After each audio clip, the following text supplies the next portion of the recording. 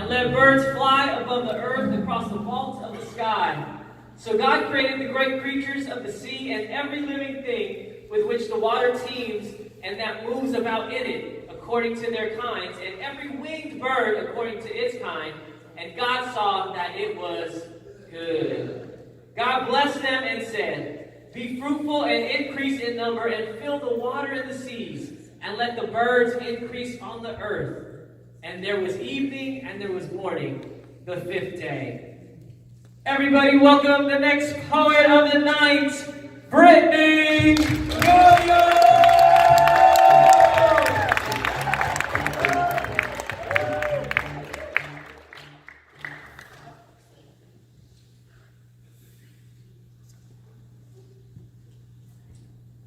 When I was a little girl, I was obsessed with the ocean. Devoured every book I could find on the Titanic. I was fascinated by sea life building their home in the wreckage of one of mankind's greatest modern failures. I begged my mama to decorate my room with underwater wallpaper so I could rewrite The Little Mermaid as I saw fit. I'd be a part of her world. And she could take my spot here on the dry land with the mankind I never quite seemed to fit in with when I was 8. Took the first flight on an airplane that I can remember, still remember the feeling of being thousands of miles in the sky, like I had discovered some forbidden secret, that I belonged here. And no one ever bothered to tell me that my wings were misplaced on the 5th day of creation. So young and well acquainted with the struggle to belong here, between sky and sea here, not finding a safe place to land. Confession. I don't really like people. I prefer bird watching instead. Watching the ocean. Imagining what it's like to live with all of those colorful creatures, all those different shapes and sizes, not fearing judgment or being abandoned. There's over 35,000 different species of fish. Over 20,000 different types of birds, not one of them ever questioning if they are loved, if they belong here. Science suggests that rejection is the most common wound we experience. Gets its reputation as the greatest fear of most people due to the way your brain can't tell the difference between heartbreak and getting run over by a car. From simple snubs on social media to Becky with the good hair turning his heart and his affections, the agony of rejection travels the same highways through the mind, lighting up all the same signals as the body experiencing physical pain, making isolation the best default defense attempt at self-preservation. I often wonder why God didn't stop here on day 5. Avoiding the cosmic headache the days following the next day would bring. Why couldn't he just keep it simple? With these creatures of fin and feather, there is no risk of dejection, no wishing you never met them. You can always count on Dory to forget your faults and still be your best friend. Even on your worst day, God created birds to fill the skies, fish to swarm together in seas, and us to be like them in our connection to other people, thriving and surviving in the context of community. God bless them.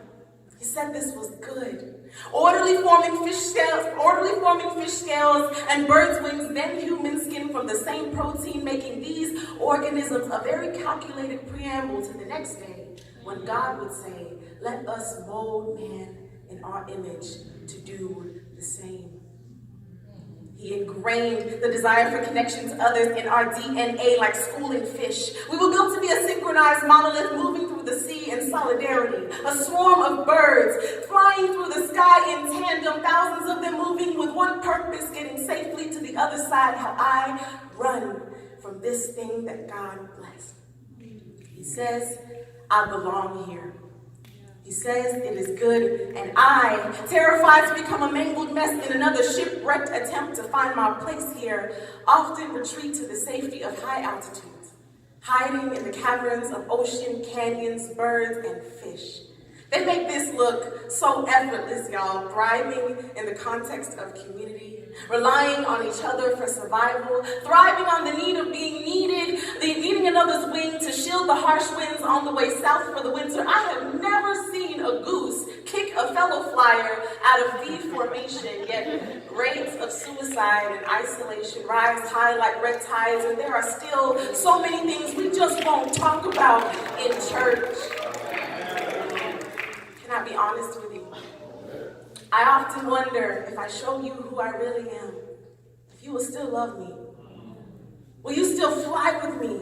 If I tell you that on most days, my emotions are a leviathan living in parts of the sea so deep people have never traveled there. She was once a beautiful creature, now made monster by too many failed attempts to be understood. Do I still belong here? If I tell you that on most days, I exist at the eye of a messy love triangle between me, faith in God, and overwhelming anxiety, how my life seems to be a contradiction of flying fish, using my tongue to praise and paint the skies above us a little bit brighter, but unable to speak the gray out of my own rain clouds sometimes. Do I still belong here? Painting deep blue honesty on the facade of pearl pristine beliefs too fragile to acknowledge that it's possible to love Jesus and still hate being alive some days. Unlike creatures of the sky and seas people, we are often like the flu shot, poison and prescription. Scripture tells us to share our faults with one another so that we can be made whole, compelled to show you my wounds so that I can heal, afraid your judgments may cause new ones.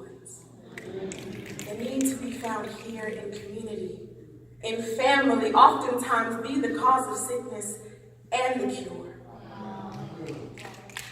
But God,